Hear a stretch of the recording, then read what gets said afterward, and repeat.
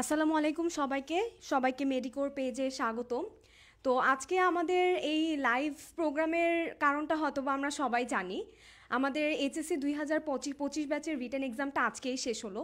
এখন সবাই নিশ্চয়ই মোটামুটি একটা দোটানার মধ্যে আছো যে কোথায় ভর্তি হবে, কিভাবে নিজের প্ল্যান প্রোগ্রাম সাজাবে, যারা মেডিকেল অ্যাসপিরেন্ট আছো কিভাবে মেডিকেল প্রিপারেশন শুরু করবে, কিভাবে ভর্তি প্রস্তুতি নিবে একটা কোচিংয়ের সাথে। তো এই সব কিছুর উত্তর নিয়ে আজকে আমাদের এই লাইভ প্রোগ্রাম। তো আজকে আমরা আমাদের এই লাইভ প্রোগ্রামটি শুরু করে দিচ্ছি। আমাদের আজকের অনুষ্ঠানের অতিথি হিসেবে আছেন ডক্টর জোবাইদুর রহমান জনি ভাইয়া, মেডিকোর প্রতিষ্ঠাতা এবং প্রধান নির্বাহী পরিচালক।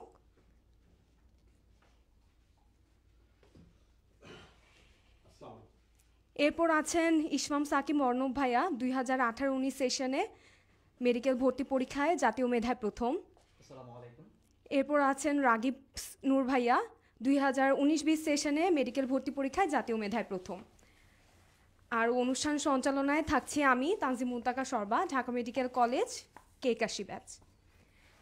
ভাইয়া, সবার শুরুতেই আপনার কাছে আমার কোয়েশ্চেন যে এত এত মেডিকেল কোচিং থাকা সত্ত্বেও কেন স্টুডেন্টরা মেডিকোকেই বেছে নেবে, কেন মেডিকো সেরা? এখানে আসলে আমি যদি স্পেসিফিক কিছু পয়েন্টের মধ্যে যাই তাহলে আমার মনে হয় যে মেডিকো কেন সেরা এটাতে যাওয়ার আগে একটা বিষয় এখানে জরুরি যে 2025 ব্যাচ যারা মেডিকেল ভর্তি পরীক্ষা দিতে ইচ্ছুক, একেবারে খুব সিনসিয়ারভাবে শুরু থেকে শুরু করতে চায়, তাদের জন্য আসলে চ্যালেঞ্জ কি হবে মানে 2025 ব্যাচের জন্য। আমি আমার এক্সপেরিয়েন্স বা রিসেন্ট যে অবজারভেশন সেখান থেকে আমার কাছে মনে হচ্ছে যে 25 ব্যাচের জন্য প্রথমত বায়োলজির ব্যাপারে একটা চ্যালেঞ্জ আমি মনে করি। এটার প্রশ্নের যে স্টাইল বা লাস্ট কয়েক বছর ধরে যে চেঞ্জ লক্ষ্য করা যাচ্ছে, বিশেষ করে 2024 ব্যাচে যারা ছিল তাদের প্রশ্নের স্টাইল যদি চিন্তা করি তাহলে এটা বায়োলজির ক্ষেত্রে সবসময়ই ভেতর থেকে প্রশ্ন থাকার একটা টেন্ডেন্সি থাকে, মানে একেবারে অনুশীলনীর এমসিকিউ থেকে সরাসরি সব তুলে দিচ্ছে এটা কিন্তু বায়োলজির ক্ষেত্রে জাস্ট কয়েকবার হয়েছে। ম্যাক্সিমাম ক্ষেত্রেই ভেতর থেকে একটা চ্যাপ্টারের ভেতরে যে লাইন সেগুলো থেকে প্রশ্ন হয়েছে। এমন কি যে কোনো কোনো সময় হয়তো কেউ চিন্তা করে যে জুলজি থেকে প্রশ্ন বেশি হয় সবসময়, এরকম একটা মানে পারসেপশন নিয়ে কেউ কেউ শুরু করতে চায়। কিন্তু রিসেন্ট টাইমে কিন্তু এটাও ব্যতিক্রম হয়েছে যে বোটানি থেকে 30টি এমসিকিউর মধ্যে 20টি ছিল, 10টি ছিল জিওলজিতে, এরকম হয়েছে। এর আগে 2009 সালেও এরকম হয়েছে। তো সেই জন্য বায়োলজিটাকে আমার প্রথমত চ্যালেঞ্জ মনে হয়। দ্বিতীয়ত হচ্ছে কেমিস্ট্রির ব্যাপারের কথা। কেমিস্ট্রিতে লাস্ট আসলে কয়েক বছর হিসেব করলে অনুশীলনীর এমসিকিউ থেকেই একেবারে হাজারি স্যার এবং মাঝখানে এক বছর কবির স্যারের বই থেকেও অপশন সহ যা ছিল তাই দেওয়া হয়েছে। কিন্তু আমার কেন জানি মনে হয় যে 2025 ব্যাচের স্টুডেন্টরা যদি কোনো একটা চ্যালেঞ্জ চিন্তা করে তাহলে তাদের এটা একটা বিষয় খেয়াল রাখা উচিত যে কেমিস্ট্রি এমনিতেই স্টুডেন্টরা একটু পড়তে গিয়ে কঠিন মনে করতেছে বা বিরক্ত হচ্ছে, এই ব্যাপারটা হয়। সেক্ষেত্রে যদি ভেতর থেকে কিছু প্রশ্ন চলে আসে বা 50% প্রশ্ন চলে আসে, ওইটাকে ফেস করার জন্য বা ওই প্রশ্নের উত্তর যেন ঠিক মতো দেওয়া যায় যাতে করে গভর্নমেন্ট মেডিকেল কলেজ হয়, সেটা একটা চ্যালেঞ্জ, ওই প্রিপারেশনটা একটা চ্যালেঞ্জ। থার্ড যেটা আমি বলবো সেটা হচ্ছে সাধারণ জ্ঞান। সাধারণ জ্ঞান এটা মানে কোনোভাবেই একটা নির্দিষ্ট সিলেবাস বলি বা টপিক বলি এভাবে আনার সুযোগ নাই। তার সাথে সাথে যেটা অ্যাকচুয়ালি কিন্তু স্টুডেন্টরাও একেবারে স্কুল কলেজ হিসেব করলে সাধারণ জ্ঞান সবাই তো আসলে ওরকম কুইজ কম্পিটিশন বা এগুলো করে না ওইভাবে। তো একেবারে নতুনভাবেই শুরু করতে হবে এই ব্যাপারটা। সেই জন্য এই সাধারণ জ্ঞানটাকেও, যদিও প্রশ্ন 10টি থাকবে, কিন্তু এই সাধারণ জ্ঞান বিষয়টাকেও আমি চ্যালেঞ্জের মধ্যে আনতে চাই। তাহলে কেন আমি এই অন্য দুইটা সাবজেক্টকে একটু ইজি মনে করতেছি কেন 25 ব্যাচের ক্ষেত্রে? ফিজিক্সে আসলে প্রতি বছরই সবাই ফিজিক্সে যে 20টি এমসিকিউ হয়, এটা তোমরাও জানো যে ফিজিক্সে আসলে এটা মানে অনুশীলনী থেকেও যদি হয় অথবা নাও হয়, ফিজিক্সে 20-এর মধ্যে ম্যাক্সিমাম মানে নাম্বার সবাই কম বেশি পায় আর কি। আর ইংরেজির ব্যাপারে যেহেতু সবারই স্কুল কলেজের একটা এখানে একটা মানে লেভেলের প্রিপারেশন থাকে সবগুলা টপিকের মধ্যেই, সেক্ষেত্রে ইংলিশে যে 15টি এমসিকিউ থাকে মেডিকেল ভর্তি পরীক্ষায়, সেক্ষেত্রে মানে 10-এর মতো, মানে 10টি প্রশ্নের মতো তো বলা যায় যে একেবারে মোটামুটি লেভেলের একটা প্রিপারেশন নিলেও ইংরেজিতে ভালো করা যায়। অতএব এটাকেও আমি কোনো ভয়ের ক্ষেত্রে রাখতে চাই না। চ্যালেঞ্জ বায়োলজির জন্য, কেমিস্ট্রির জন্য এবং সাধারণ জ্ঞানের জন্য। আচ্ছা, সর্বার প্রশ্ন ছিল যে হোয়াই মেডিকো। এর মধ্যে আমি একটা পয়েন্ট নিয়ে বলতে চাই যে আসলে অ্যাকচুয়ালি একাডেমিক প্ল্যান, যেটা যে একাডেমিক প্ল্যান একজন স্টুডেন্ট ক্লাস শুরু করবে ইন্টারমিডিয়েট পরীক্ষার প্র্যাকটিক্যাল শেষে, তার সেই ক্লাসের রুটিন কেমন হবে, সেই ক্লাসের রুটিনের মধ্যে কোন সাবজেক্ট কখন ক্লাস হওয়া উচিত, কোনটা একটু আগে আসবে পরে আসবে, এবং সেগুলোকে ক্লাসের উপর ভিত্তি করে এক্সাম প্ল্যান কেমন হওয়া উচিত, আমি কখন কোর্স শেষ করে আবার ফাইনাল রিভিশনের জন্য মডেল টেস্ট প্রোগ্রাম শুরু করব, এই সমস্ত কিছু একটা যদি মানে গোছানো থাকে এবং যৌক্তিকভাবে যদি এখানে সব কিছু প্ল্যান করা হয়, তাহলে একজন স্টুডেন্টের উপর শুরুর দিকে বেশি প্রেশার, আবার মাঝখানে নাই, আবার শেষে একেবারে একসাথে অনেকগুলো চ্যাপ্টার পড়ার একটা ব্যাপার থাকলো, এই ধরনের না। আমরা আমাদের পক্ষ থেকে একাডেমিক প্ল্যান, আমাদের আগের এক্সপিরিয়েন্স অনেক বছরের অনুযায়ী আমরা এমনভাবে সব কিছু সেট করব যাতে করে একজন স্টুডেন্ট কোনো রকম এই স্ট্রেসের মধ্যে না পড়ে, যে আমি একসাথে এতদিন স্লো গিয়ে হঠাৎ করে আমি বেশি প্রেশার, এইভাবে না। তো এই জায়গা থেকে আমাদের একটা যদি প্রথম যুক্তি যদি বলি হোয়াই মেডিকো, তাহলে একাডেমিক প্ল্যানের ক্ষেত্রে আমাদের কনফিডেন্সের একটা জায়গা কিন্তু এখানে আছে। সর্বা, অনেক ধন্যবাদ ভাইয়া আপনাকে এত সুন্দর করে সবগুলো পয়েন্ট তুলে ধরবার জন্য। আসলে মেডিকেল ভর্তি পরীক্ষায় সবগুলা সাবজেক্ট, আমাদের physics, chemistry, biology, GK, English, সবগুলো সাবজেক্টের প্রতি আমাদের সমান গুরুত্ব দিতে হয়। কিন্তু ভাইয়া যেটা বললেন যে স্পেসিফিক্যালি যে 3টা subject, biology, then GK and আমাদের কেমিস্ট্রি, এই 3টাতে আসলে ঠিক কেন আমাদের একটু এক্সট্রা ফোকাস দেওয়া উচিত, সেটা কিন্তু ভাইয়া খুব সুন্দর করে আমাদেরকে বলে দিলেন। এবার আমার নেক্সট কোয়েশ্চেন অর্ণব ভাইয়ের কাছে, যে এটা আসলে আমার কোয়েশ্চেন না, সেটা হচ্ছে যে স্টুডেন্টদের কাছে ম্যাক্সিমামের একটা কোয়েশ্চেন থাকে যে মেডিকেল ক্লাসগুলো আসলে কীরকম হয়, কারণ এটা যেহেতু তাদের ফার্স্ট অ্যাডমিশন, তো এই কারণে হচ্ছে অ্যাডমিশন ক্লাসগুলো কীরকম হয় সেটা নিয়ে সবারই একটা কিউরিয়াসিটি থাকে।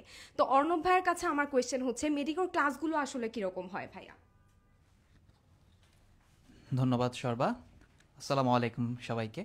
তো মেডিকোর ক্লাস সম্পর্কে আমি প্রথমে যদি বলতে চাই, সেটা হচ্ছে আমরা মেডিকো থেকে একটা সেন্ট্রাল টিচার্স প্যানেল আমরা বানিয়েছি, যেখানে হচ্ছে ঢাকার সেরা 3টা medical college, Dhaka medical college, sir Salimullah medical college এবং শহীদ সোহরাওয়ার্দী মেডিকেল কলেজ থেকে যারা পাশ করে ডক্টর হয়ে গিয়েছেন বা যারা এখন অধ্যয়নরত আছেন, এই সমস্ত এক্স মেডিকো স্টুডেন্টদেরকে নিয়ে আমরা আমাদের সেন্ট্রাল টিচার্স প্যানেলটা বানিয়েছি। এখন এখানে স্টুডেন্টদের 2টা খুবই কমন প্রশ্ন থাকে। প্রথমটা হচ্ছে কেন এখানে শুধুমাত্র এক্স মেডিকো স্টুডেন্টদেরকে ইনক্লুড করা হয়।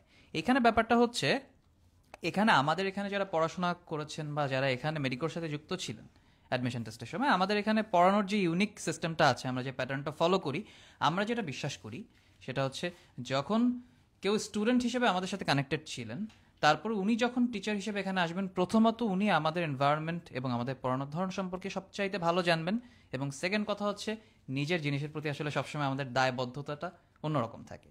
সো এই জন্য আমরা সবসময় এক্স মেডিকোকেই চুজ করি। এবং আরেকটা প্রশ্ন হচ্ছে ঢাকার 3 মেডিকেল কলেজই কেন? এখন এখানে আসলে আমি অন্য কোনো মেডিকেল কলেজকে আমরা কখনোই ছোট করি না।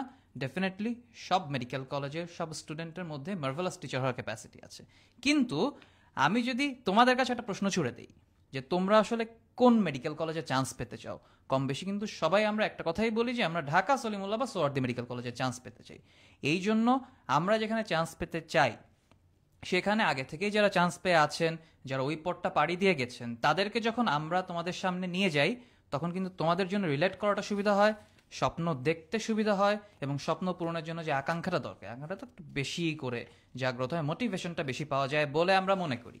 এখন কথা হচ্ছে, এই সেন্ট্রাল টিচার্স প্যানেলে প্রত্যেকটা টিচারের জন্য আমরা বিষয় এবং চ্যাপ্টার ভাগ করে দিয়েছি, যা অনুযায়ী তারা বাংলাদেশের সমস্ত ব্রাঞ্চে ক্লাস দেন। ফর ইনস্ট্যান্স, যদি আমি ধরে নেই যে হচ্ছে মেডিকোর একজন টিচার ফার্মগেট ব্রাঞ্চে যে সাবজেক্টের যে চ্যাপ্টারের উপর ক্লাস নেবেন, উনি দিনাজপুর ব্রাঞ্চেও সেম সাবজেক্ট সেম চ্যাপ্টারের উপর ক্লাস নেবেন, সিলেট ব্রাঞ্চেও সেম, খুলনা ব্রাঞ্চেও সেম, চিটাগং ব্রাঞ্চেও সেম, যাত্রাবাড়ি ব্রাঞ্চেও সেম। মেডিকোর বাংলাদেশের যতগুলো ব্রাঞ্চ আছে প্রত্যেকটা ব্রাঞ্চে উনিই ঘুরে ঘুরে ক্লাস দিবেন।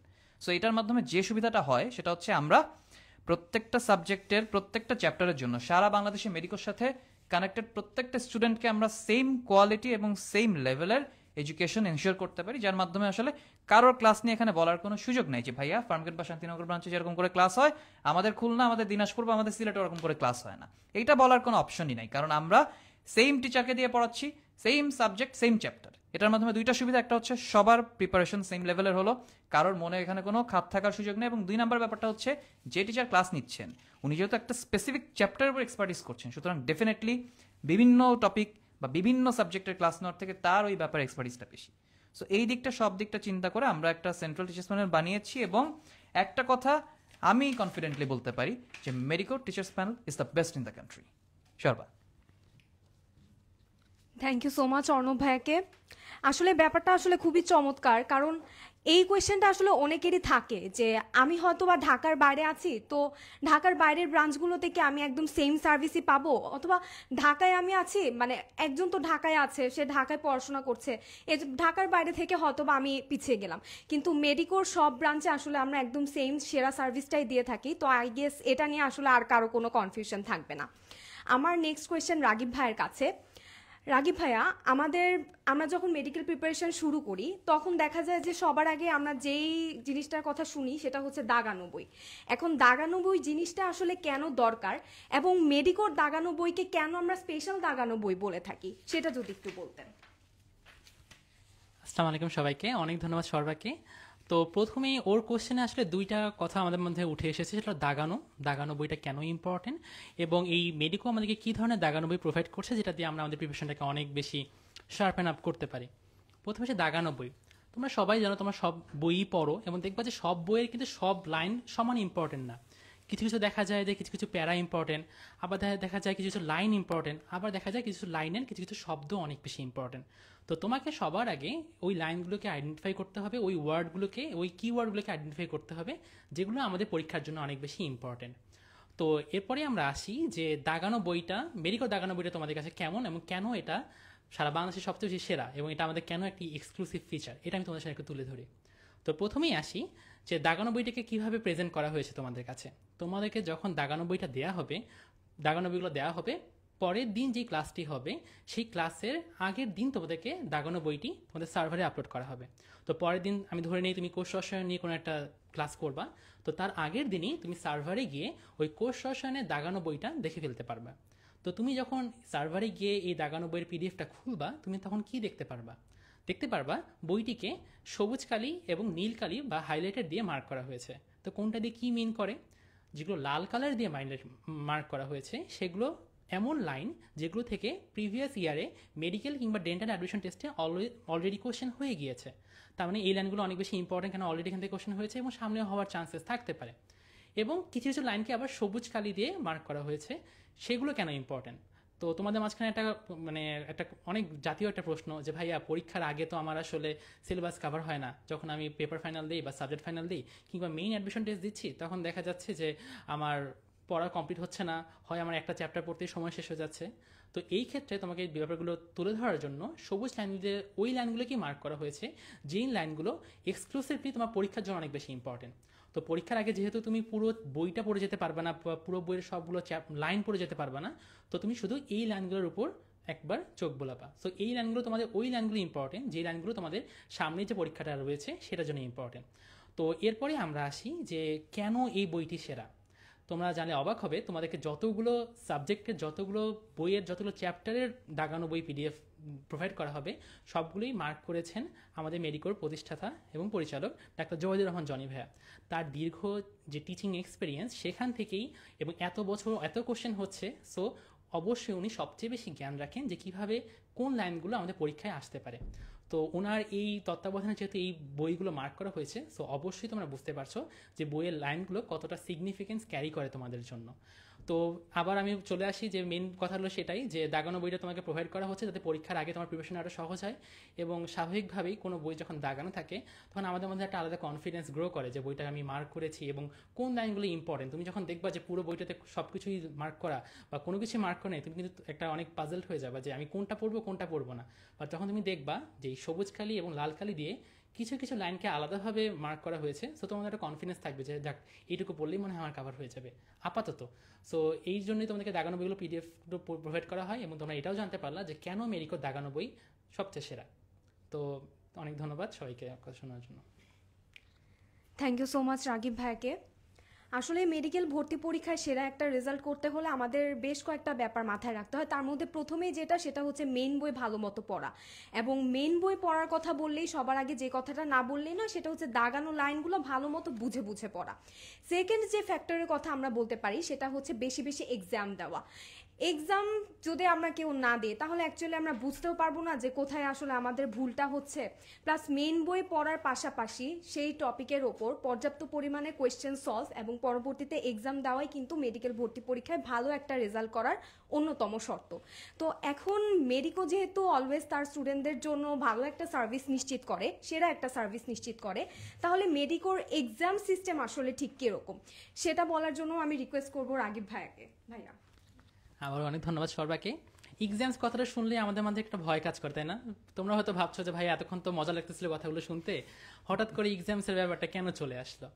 তো দেখো এক্সামস কেন বেশি ইম্পর্টেন্ট, আমি সবসময় স্টুডেন্টদেরকে 4টা স্টেপ ফলো করতে পারি। প্রথম স্টেপ বইটা মার্ক করা, যেটা আমাদের বললাম যে দাগানো বই দেওয়া হয় সেটা থেকে তোমরা মার্ক করে ফেলতে পারো। 2 নাম্বার হলো মেমোরাইজেশন পার্ট, 3 নাম্বার হলো রিভিশন পার্ট, এবং 4 নাম্বার পার্টটাই হলো এক্সাম পার্ট।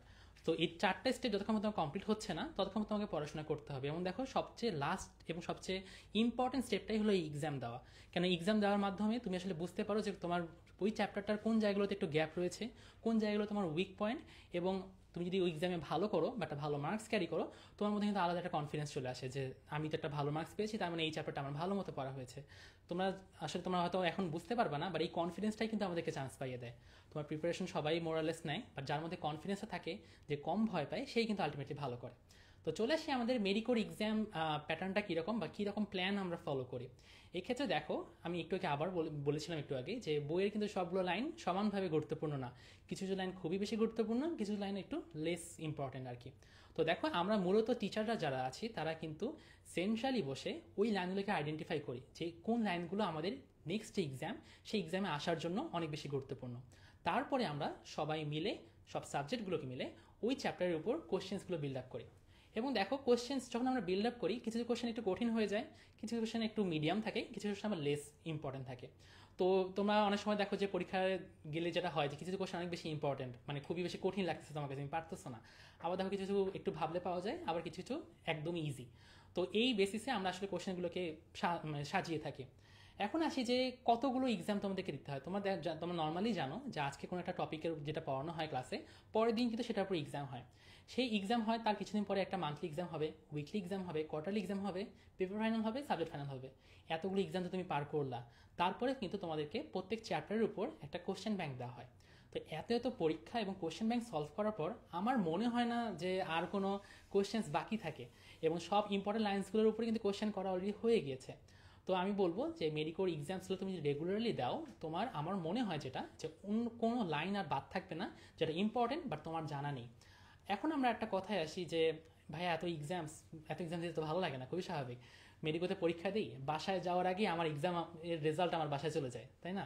আর বাসায় তো আব্বু আম্মু অনেকটা মানে থাকে যে কী রেজাল্ট করলাম না করলাম এই নিয়ে। তো এক্সাম দেওয়াটা কেন বেশি গুরুত্বপূর্ণ? অনেক সময় আমরা ভাবি যে আজকে তো প্রিপারেশন ভালো না, আজকে বাসায় গেস্ট আসছিল বা একটু অসুস্থ ছিলাম, আজকে পরীক্ষা না দিতে চাই। বাট এক্ষেত্রে আমি বলবো যদি 100 মার্কের একটা এক্সাম হয়, তুমি যদি 60ও পাও, এই 60 মার্কই তোমার সবচেয়ে বড় অর্জন, এবং বাকি যে 40 মার্কস তুমি পারলা না এটাও তোমার অর্জন, কারণ এই 40 মার্ক তুমি শিখতে পারতেছো নতুন করে, এবং যেটা সাধারণত একবারও ভুল হয় এটা কিন্তু পরবর্তীতে ভুল হওয়ার চান্সটা অনেক কমে যায়। তো আমি বলবো তোমাদেরকে যে যতই প্রিপারেশন খারাপ হোক বা কোনো ধরনের সার্কামস্টেন্সেস ক্রিয়েট হোক না কেন, এক্সামসগুলো তোমাকে মাস্ট অ্যাপিয়ার করতে হবে, যতই তোমার রেজাল্ট খারাপ হোক বা না হোক। এই ক্ষেত্রে আমি বলবো যে মেডিকো তোমাদেরকে একটা হোল প্যাকেজ দিচ্ছে একটা চ্যাপ্টারের উপর, যেই প্যাকেজ ফলো করলে তোমার কোনো লাইন্স বাকি থাকতেছে না। এবং আরেকটা ব্যাপার যেটা বেশি বেশি এক্সাম দেওয়ার মাধ্যমে তুমি পরীক্ষা হলের যে একটা টেম্পার থাকে, যে পরীক্ষা হলে তুমি আসছো ইনভিজিলেটর যে ভাইয়া রয়েছে সে বলতেছে এই খাতা দাও সময় শেষ হয়ে গিয়েছে। এই যে একটা সিচুয়েশন বা এই একটা সিনারিও, এটা তুমি যখন ফেস করতে শিখবা তখন কিন্তু তোমার মেইন পরীক্ষায় গিয়েও তোমার ভয় ভীতিটা অনেক কমে যাবে। এই জন্য এক্সাম দেওয়াটা অনেক বেশি ইম্পর্টেন্ট। তো এইটুকুই আমি বলবো। Thank you so much Ragib ভাইয়াকে এত সুন্দর করে প্রত্যেকটা পয়েন্ট তুলে ধরবার জন্য। আচ্ছা, আমরা যখন কোনো কোয়েশ্চেন বাসায় বসে সলভ করি, কারণ মেডিকোর থেকে ম্যাটেরিয়ালস, বেশ অনেকগুলো ম্যাটেরিয়ালস দেওয়া হয়, লেটস প্র্যাকটিস বুক, এখান থেকে যখন আমরা প্রত্যেকটা চ্যাপ্টার পড়ার পরে যখন কোয়েশ্চেন সলভ করি, তখন দেখা যায় যে অনেক কোয়েশ্চেন আমাদের মাথার মধ্যে চলে আসে যে এটার, এই কোয়েশ্চেনটার অ্যান্সার কেন এটা হলো ওটা হলো না। বা যখন আমরা বইয়ের লাইনগুলো পড়বো তখন দেখা যায় যে একটা লাইন আমরা বুঝতে পারতেছি না, বা আমাদের মধ্যে মাথার মধ্যে অনেক খটকাই থাকে যে কেন এই লাইনটার একদম এক্স্যাক্ট মিনিং তো আমি বুঝতে পারছি না, বাট লাইনটা ইম্পর্টেন্ট, বোঝাটা দরকার। তো তখন ইনস্ট্যান্ট কিভাবে আমরা কোয়েশ্চেনগুলো সলভ করব, এটার জন্য আসলে মেডিকোর একটা সার্ভিস রয়েছে অলরেডি, সেটা হচ্ছে মেডিকোর কিউএনএ সার্ভিস, যেটা আসলে মেডিকোর বেশ ইউনিক একটা ফিচার। কারণ এই কিউএনএ সার্ভিসটার কারণে আসলে আমরা বাসায় বসে যখন যে কোনো একটা প্রবলেম আমরা ফেস করি তখন ইনস্ট্যান্টলি আমরা কোয়েশ্চেনটা ওই কিউএনএ সার্ভিসের মধ্যে কোয়েশ্চেনটা করে ফেলতে পারি এবং অ্যান্সার আমরা পেয়ে যেতে পারি। এখন এই সার্ভিসটা সম্পর্কে ডিটেলস বলবার জন্য আমি রিকোয়েস্ট করছি জনি ভাইয়াকে। ভাইয়া যদি কিউএনএ সার্ভিস সম্পর্কে একটু বলতেন। জি, ওকে, থ্যাংক ইউ শোভা।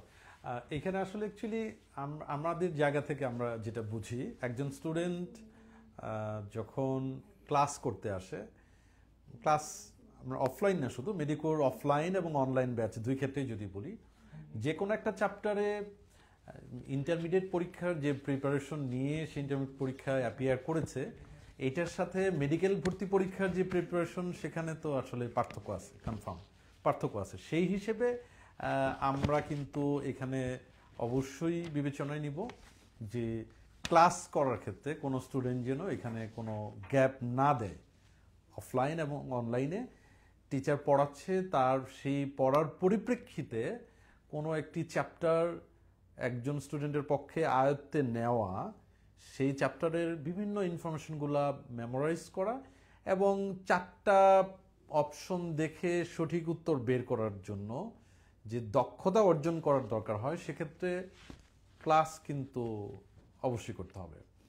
এখন ক্লাস একজন স্টুডেন্ট করে বাসায় চলে যাচ্ছে, বা ক্লাস করা শেষ, ক্লাসে টিচার যতটুকু যেভাবে পড়িয়েছে এর বাইরেও স্টুডেন্ট তার নিজস্ব চিন্তাভাবনা থেকে কোনো প্রবলেম তার নজরে আসতে পারে, তার মনে হতে পারে যে আমার এই চ্যাপ্টারের এই টপিকটা আমি ঠিক ক্লিয়ার না। সেক্ষেত্রে আমাদের স্টুডেন্টরা আমাদের মেন্টরদের হেল্প নিতে পারবে। বিষয়ভিত্তিক মেন্টর, তাদেরকে ওভার ফোনে কথা বলে তাদের হেল্প নিতে পারবে। সেক্ষেত্রে এটা একটা, এর সাথে সাথে যেটা বেশি জরুরি, যেটা সর্ব আসলে উল্লেখ করেছে, সেটা হচ্ছে কিউএনএ সার্ভিস।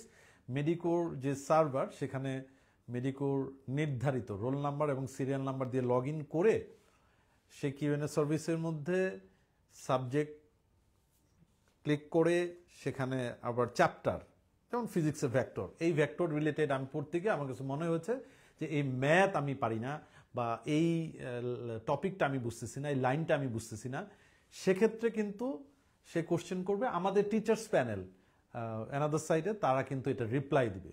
সেক্ষেত্রে আমার কাছে মনে হয় যেটা এই কিউএনএ সার্ভিস একজন স্টুডেন্ট বাসায় থাকুক অথবা ক্লাস শেষ করে তার নিজস্ব যে প্রিপারেশনের যে টাইম যেভাবে পড়বে, সেই হিসেবে কিন্তু এই সার্ভিসটা খুব বেশি এফেক্টিভ।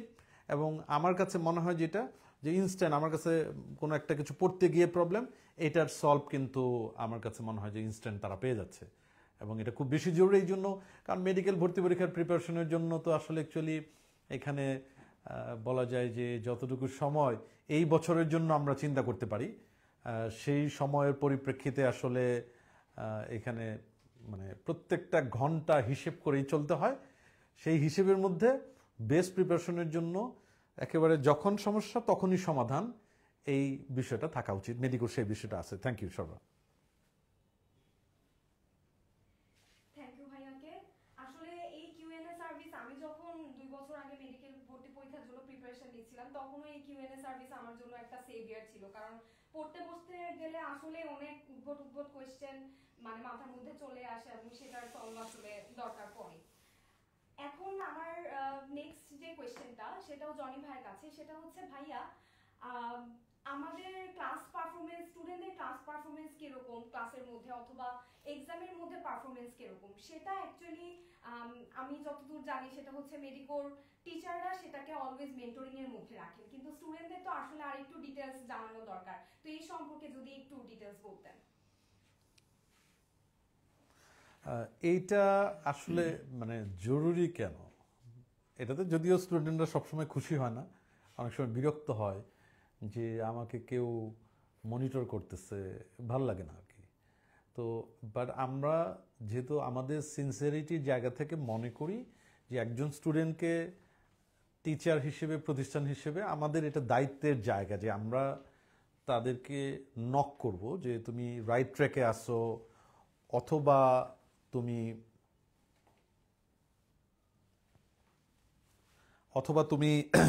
এখানে কোনো ভুল হচ্ছে। যেহেতু আমাদের রেগুলার এক্সামের নাম্বারগুলো আমাদের কাছে থাকে, স্টুডেন্ট কেমন করতেছে, প্রত্যেকটা পরীক্ষার নাম্বার আমাদের কাছে থাকে, সেক্ষেত্রে আমরা যখনই কারো নাম্বারে, এটা এমন হলো যে 1 উইক ও 2 উইক্সের কারো নাম্বারে যদি এরকম হয় যে আমাদের অবজারভেশন থেকে তার নাম্বার চেক করে আমাদের যে একাডেমিক টিম থাকবে তারা দেখবে যে এই স্টুডেন্ট এই ব্যাচে ক্লাস করে বা এই ব্রাঞ্চে ক্লাস করে, কিন্তু তার ঠিক যতটুকু ইমপ্রুভমেন্ট দরকার, যে নাম্বার পেলে আমরা মনে করতেছি স্যাটিসফ্যাক্টরি, ফাইনাল পরীক্ষার জন্য ভালো প্রিপারেশন হচ্ছে, সেটা থেকে যদি কোনো ধরনের কোনো ব্যতিক্রম কিছু হয় তাহলে কোনো ছাড় নাই। আমরা স্টুডেন্টকে নক করে তার কোনো জায়গায় কোনো ভুল হচ্ছে কি না, কারণ আমরা তো অহরহ দেখতে পাই যে একজন স্টুডেন্ট তার মানে সে তার জায়গা থেকে ক্যাপাবল একটা বেস্ট প্রিপারেশনের জন্য, কিন্তু যদি সে ভুল পথে পরিচালিত হয়, মিসগাইড হয়, তাহলে পরিশ্রম অনেক করতেছে কিন্তু আলটিমেটলি আউটপুট কিন্তু ঠিক মতো হচ্ছে না। ওই জায়গা থেকে আমরা তখন নিজেরাই নক করব যে স্টুডেন্ট, তোমার কি আসলে এমন কোনো সমস্যা হচ্ছে কি না যেটা সমাধানের জন্য আমাদের টিচার্স প্যানেল থেকে শুরু করে একাডেমিক টিমের অন্য যারা সদস্য আছে তারা তোমাকে হেল্প করতে পারে। এবং অনেক ক্ষেত্রেই আমরা দেখতে পাই যে আমরা এভাবে মনিটর করে স্টুডেন্টদের সাথে যদি একদিন কথা বলি, তার দেখা যায় প্রিপারেশনে অনেক চেঞ্জ আসে। এবং আমরা অতীত অভিজ্ঞতা থেকে এটা পেয়েছি, অনেক স্টুডেন্ট তাকে জিজ্ঞেস করলাম যে কি সমস্যা, সে মনে করে আমি তো এত আগে পড়ি নাই, তাহলে এখন তো অনেক বেশি পড়তেছি, কিন্তু আমার নাম্বার তো 50-60 উপরে যাচ্ছেই না, হায়েস্ট দেখি 90%, 90-র উপরে চলে যাচ্ছে, তাহলে আমার ভুল কোথায়? এই ভুল খুঁজে বের করে তাকে সেটা সমাধান দেওয়ার জন্য মনিটরিং টিম থাকবে, পারফরমেন্স মনিটরিং টিম।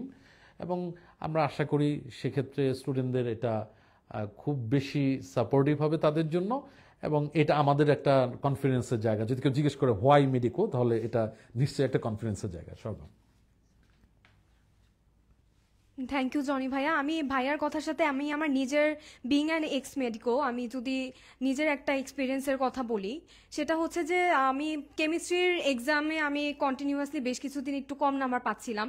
তারপর বিন্তু ভাইয়ার ক্লাস হয়তো বা তোমাদের এতে পাবে।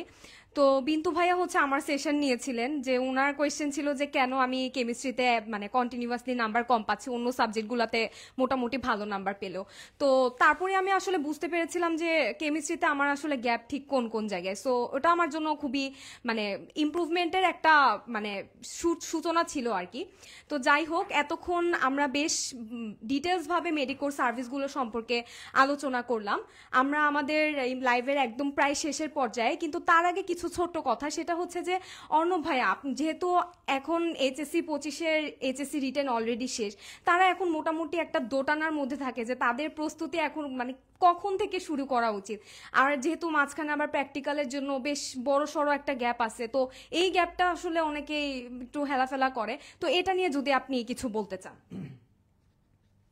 ধন্যবাদ সর্বা। আমি তোমাদের, যারা তোমরা আজকে আমাদের সাথে শুনছো বা এর আগেও শুনেছো, আজকে আবার কানেক্টেড হয়েছো, তাদের কাছে আমি একটা রিকোয়েস্ট করতে চাই। রিকোয়েস্টটা হচ্ছে এখন থেকেই তোমাকে পড়তে বসতে হবে। এখন মানে এখন থেকেই, not tomorrow, not the next week, not the next month. এখানে এখন থেকেই তোমাকে পড়তে বসতে হবে। এখন তোমার প্রশ্ন হতে পারে যে ভাইয়া কেবল আমি এইচএসসি মৌখিক পরীক্ষা শেষ করলাম, আমি কি 2-1 দিনও রেস্ট পাবো না? এখন দ্য থিং ইজ, তুমি যদি খেয়াল করে দেখো যে অন্যান্য পরীক্ষা, ধরে নেই আমি এসএসসি পরীক্ষা অথবা এইচএসসি পরীক্ষা, এগুলোর কিন্তু তুমি যথেষ্ট সময় পাও।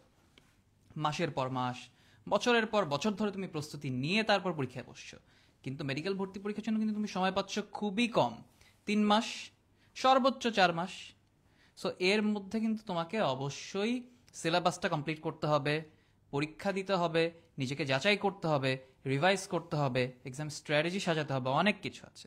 এবং তোমার এই পরীক্ষাটা, এইচএসসি পরীক্ষা মানে কিন্তু শেষ না। আমি সবসময় সবাইকে একটা কথাই বলি যে এইচএসসি পরীক্ষাটা হচ্ছে একটা গেটওয়ে, এটা হচ্ছে একটা চাবির মতো, যে চাবিটা দিয়ে তুমি তোমার সামনের দিনগুলা, তোমার পথে যে দরজাগুলা তালা বন্ধ আছে, দরজার তালাগুলা খুলতে পারবে।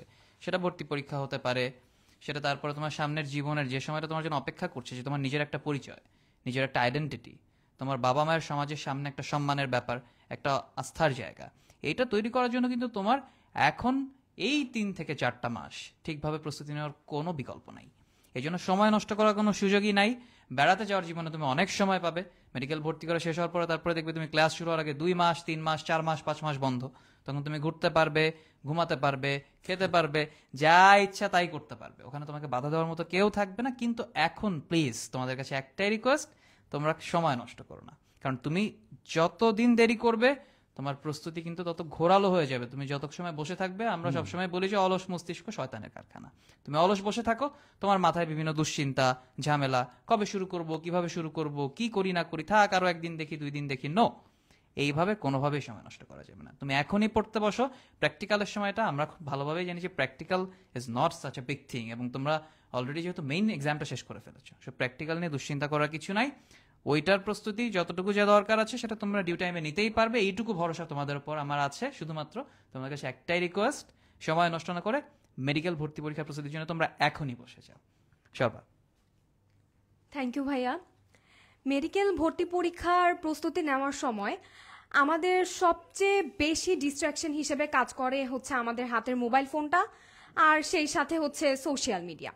তো রাগিব ভাইয়া, আপনার কাছে মানে এই বিষয়টা নিয়ে যদি আপনি কিছু বলতে চান তাহলে ওদের জন্য সেটা খুবই বেনিফিশিয়াল হতো। অনেক ধন্যবাদ সর্বাকে। তো এটা আমাদের সবাই আমরা জানি, বাট আসলে মানতে চাই না, তাই না? ব্যাপারটা এমন যে সোশ্যাল মিডিয়া বা মোবাইল ফোন আমাদের আসলে সবচেয়ে বড় শত্রু এই সময়টাতে। কেন? এটা আমাদেরকে অনেক বেশি ডিস্ট্র্যাক্টেড করে। আমি একটা উদাহরণ দিই। আমার সময়ে যেমন, আমি এখনকার কথা যদি বলি, মনে করেন ছুটিতে গেছি, বাসায় একটু কাজ কাম কম, তো একটু পড়তে বসছি, তো একটা ওয়ার্ডের অর্থ জানতে হবে। তো দেখা যায় ওয়ার্ড অর্থটা জানার জন্য আমি ফোন হাতে নিলাম, 3-4 ঘন্টা চলে গেছে, ফেসবুক, ইনস্টাগ্রাম সব কিছু ঘুরে আসা হয়ে গেছে, কিন্তু এই অর্থটাই আর জানা হয়নি। তো এটা আমাদের অনেকের ক্ষেত্রে কমন। কেন? এই সোশ্যাল মিডিয়াগুলোকে, ফেসবুক বলো, ইনস্টাগ্রাম বলো, টিকটক বলো, বা যাই বলো না কেন, এগুলোকে এমনভাবে ডিজাইন করা, বা এদের যে মানে কি বলবো, অ্যালগোরিদমটাই এমন যে তোমাকে অনেকক্ষণ ধরে তারা এঙ্গেজ করে রাখবে। এটা ডিজাইনই করা হয়েছে এমনভাবে, এটা তো তোমার দোষ আমি বলবো কম, বাট তাদের এই ডিজাইনটাই এমন। তো এই ক্ষেত্রে আমি বলবো যে আমাদের মাঝখানে একটা এরকম একটা রিলায়েন্স তৈরি করতে হবে যে যত যাই হয়ে যাক, এই মাত্র 3টা মাস, ইসমাম ভাই একটু আগে খুব সুন্দর করে বললেন যে তোমরা এই চান্স পাওয়ার পর 1-2-4 মাস 5 মাস অনেক সময় পাবা, তখন তুমি সারাদিন ফেসবুকে পড়ে থাকো, যা ইচ্ছা তাই করো, ইনফ্লুয়েন্সার হয়ে যাও, ঠিক আছে, কোনো সমস্যা নাই। বাট এই যে 3টা মাস বা এই 4টা মাস একটা নিজের মাঝখানে একটা কি বলবো, একটা তুমি মাইন্ডসেট তৈরি করে ফেলো, যাই হয়ে যাক, মানে ফেসবুকে যাই হোক না কেন, যতই কি বলবো ভাইরাল নিউজ বের হোক না কেন, আমি এই সময়টাতে ফোন হাতে নিব না। ফোন হাতে তোমরা এখন বলতে পারো ভাই আপনাদের যতটুকু পড়ার জন্য দরকার, তো যতটুকু তোমরা এখন বলতে পারো ভাই আপনাদের লাইফটাই তো আমি ফোনে দেখতেছি, বা পরে দেখা যাবে ভাই আপনাদের আপনারা অনেক অনলাইন এক্সাম নেন, অনলাইন ক্লাস নেন, বা অনলাইন সেশন নেন পরীক্ষার আগে, এগুলো আমি কি করবো? তো ভাই একটু যেটা বললেন যে যেই জিনিসপত্রগুলো আমাদের মোবাইল ছাড়া হচ্ছে না, যেগুলো একাডেমি রিলেটেড, মনে করো তোমার পড়াশোনার সাথে রিলেটেড, তোমার অ্যাডমিশন টেস্টের সাথে রিলেটেড। ভাই আরেকটা কথা বললেন যে এইচএসসি আমাদের শেষ এক্সাম না, এটা জাস্ট একটা কি এন্ট্রি পয়েন্ট। তো অনেকে হয়তো ভাবতে পারো যে এইচএসসি যেহেতু শেষ, কয়েকটা দিন একটু চালায় নেই, এই কয়েকটা দিন চালানো শুরু করলে দেখবা এটা তোমার একটা অভ্যাসে পরিণত হবে, তুমি এটাকে নর্মালাইজ করে ফেলবা, ঠিক আছে? তো যত যাই হোক না কেন, এক্ষেত্রে আমি একটা তোমাদেরকে একটা সাজেশন দিতে পারি যে তোমরা এই সময়টাতে এই যে পরীক্ষা দেওয়ার ব্যাপারগুলো বা অনলাইন সেশন দেখার জন্য তুমি তোমাদের প্যারেন্টসের ফোনগুলো ইউজ করতে পারো। এটা আমি তারপরে ইউজ করে তুমি সেটা তোমাকে আবার তোমার প্যারেন্টসের কাছে দিয়ে দেবা। কেন আমরা জানি যতই আমরা ট্রাই করি না কেন, ফোন হাতে থাকলে আমাদের কিছু না কিছু একটু কি করে, হাতের মধ্যে একটু চুলকানি উঠে যায় যে একটু ধরে দেখি কি হচ্ছে না হচ্ছে। সো এটা আমাদেরকে একদমই বাদ দিতে হবে, এটাই আমাদের সবচেয়ে বড় শত্রু। এবং পরবর্তীতে যখন দেখা যাবে আল্লাহ না করুক রেজাল্টটা আমাদের মন মতো হলো না, তুমি ঢাকা মেডিকেল কলেজে মানে এক্সপেক্ট করছিলা, বাট সেই অনুযায়ী তোমার রেজাল্ট আসলো না, হয়তো কোনো একটা তোমার প্রিপারেশনে ঘাটতি থাকার কারণে তুমি একটু খারাপ করে ফেলেছো, তোমার রেজাল্ট একটু খারাপ হয়েছে, তখন তুমি বুঝতে পারবা যে তোমার অনেক রিগ্রেট হবে, এবং এই রিগ্রেট কিন্তু পরবর্তীতে মানে ফুলফিল করার মতো না। তো তোমার অনেক রিগ্রেট হবে যে ওই সময়টাতে আমি কেন ফেসবুক বা ইনস্টাগ্রাম বা ফোন মানে কোনো কারণ ছাড়া ফোন চালায় আমি আমার সময়টা নষ্ট করছি। তো এটা তোমার পরবর্তীতে রিগ্রেট হবে, অনেকেরই হয় এবং অনেকে বলে যারা মনে করো পরবর্তীতে আসে যে ভাই আমি এইভাবে সময়টা নষ্ট করছি।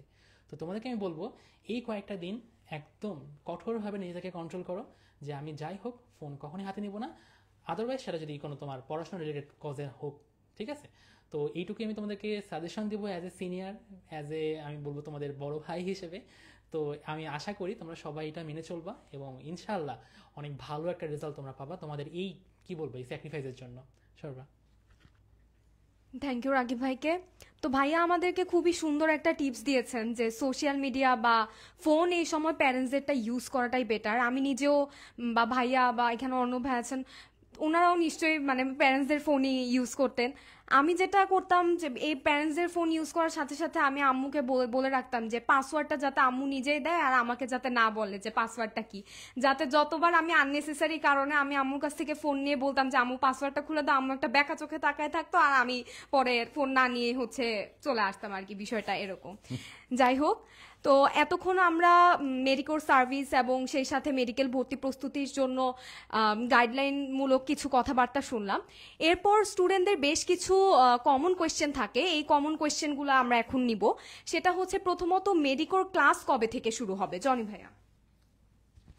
জি, ক্লাসের ব্যাপারে আসলে আমাদের অ্যানাউন্সমেন্ট যেটা প্রাথমিকভাবে সিদ্ধান্ত নিয়েছি সেটা হচ্ছে সেপ্টেম্বরের 3 তারিখ থেকে বেশ কিছু গ্রুপের ক্লাস শুরু হবে এবং সেপ্টেম্বরের 4 তারিখ থেকে অবশিষ্ট যে গ্রুপগুলো তাদের ক্লাস শুরু হবে। এবং যারা অলরেডি মেডিকোতে অ্যাডমিটেড, তোমাদের জানার কথা আমাদের শনি, সোম, বুধ, বৃহস্পতি এরকম একটা গ্রুপ আছে, একটা হচ্ছে রবি, মঙ্গল, বুধ, শুক্র এরকম গ্রুপ আছে। সেই হিসেবে সেপ্টেম্বরের 3 এবং সেপ্টেম্বরের 4 তারিখ থেকে আমরা পূর্ণ উদ্যমে ক্লাস শুরু করতে চাই আমাদের যে একাডেমিক প্ল্যান সেই অনুযায়ী। তার সাথে সাথে আমরা এটাও একটু জানিয়ে রাখতে চাই সবাইকে, মেডিকোর অফলাইন ক্লাসের ক্ষেত্রে যদি কেউ মনে করে যে আমি মেডিকোর ক্লাস সম্বন্ধে একটু আইডিয়া নিতে চাই, এক্সাম সিস্টেম সম্বন্ধে একটু আইডিয়া নিতে চাই, সেই জন্য আগামীকাল থেকে শুরু করে আগামীকাল 18 আগস্ট, 19 আগস্ট এবং 20 আগস্ট এই 3 দিনে সারা বাংলাদেশে মেডিকোর 21টি ব্রাঞ্চেই অফলাইনে ফ্রি যাচাই ক্লাসের ব্যবস্থা রয়েছে। তোমাদের যদি মনে হয় যে সময় পাচ্ছি তাহলে একটু ক্লাস দেখে আসি বোঝার জন্য, কারণ একজন স্টুডেন্ট এই একটা টাফ টাইমে, তার অ্যাডমিশন টেস্টের এই টাফ টাইমে পড়বে, নিশ্চয়ই তার সাপোর্টিভ ভালো একটি প্রতিষ্ঠান থাকা দরকার যেখান থেকে তার সামগ্রিক যে কার্যক্রম সেটা সুন্দরভাবে শেষ হয়। আর যারা অনলাইন ব্যাচে মানে এনরোল করতে চায় মেডিকোর অনলাইন কোর্স কার্যক্রমে, তাদের জন্য অনলাইনে ফ্রি ক্লাসের ব্যবস্থা থাকবে। সেই অ্যানাউন্সমেন্ট আমরা আগামী 2-3 দিনের মধ্যেই মেডিকোর পেজে জানিয়ে দেব। এবং যারা মেডিকো চ্যাম্প এবং বায়োস্টার পরীক্ষায় যারা অ্যাপিয়ার করেছে তাদেরকে 2025 ব্যাচে তাদেরকে আমরা মোবাইলে মেসেজের মাধ্যমে জানিয়ে দেব। তো সেক্ষেত্রে একজন স্টুডেন্টের সুযোগ থাকবে অফলাইন বা অনলাইন দুইভাবে মেডিকো কিভাবে ক্লাস নেয় সেটা বোঝার জন্য। আশা করি সেটা হেল্পফুল হবে। সর্বা, থ্যাংক ইউ ভাইয়া।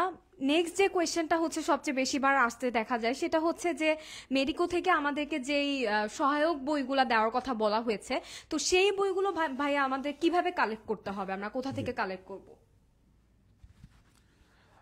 সহায়ক বই ব্যাপারে আসলে মেডিকোর তো আসলে থিমই হচ্ছে লোগোর মধ্যে লেখা আছে মূল বই ভিত্তিক এক্সক্লুসিভ প্রোগ্রাম।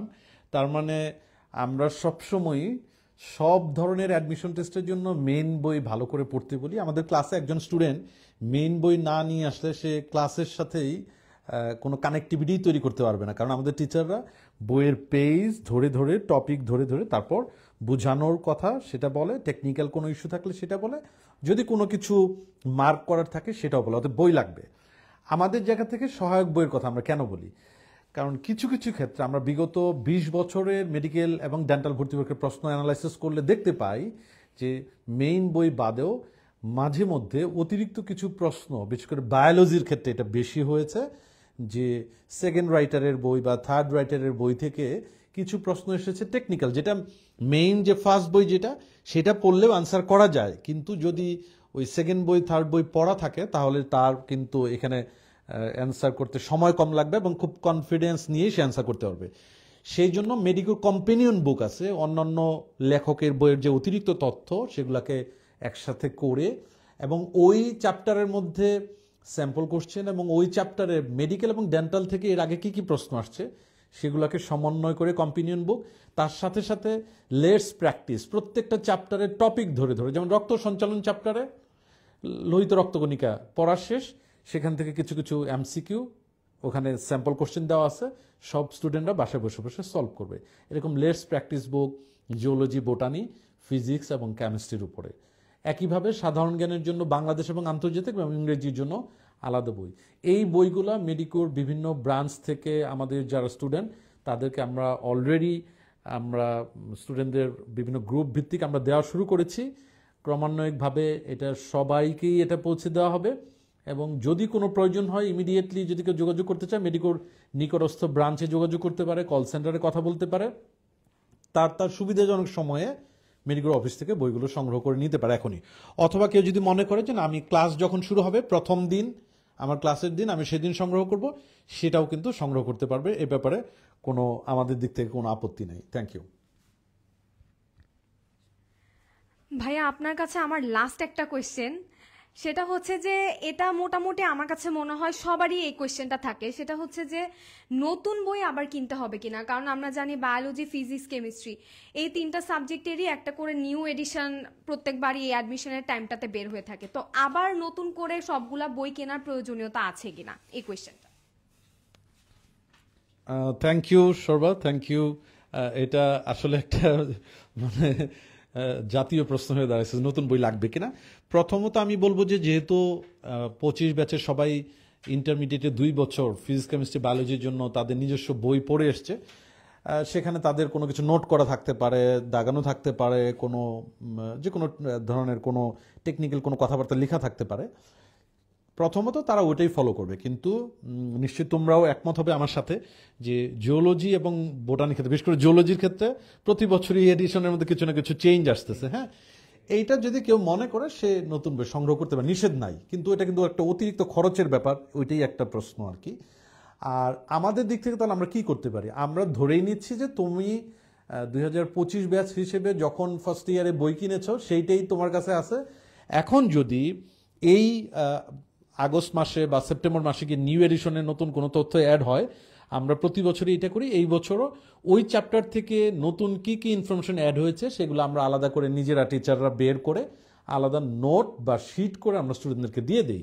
ওই অর্থে নতুন বই কেনার কোনো দরকার নাই, কিন্তু কেউ যদি মনে করে যে না আমি নতুন বই কিনে আমি পড়তে চাই, সেক্ষেত্রেও আমাদের কোনো নিষেধ কিন্তু এ ব্যাপারে নাই।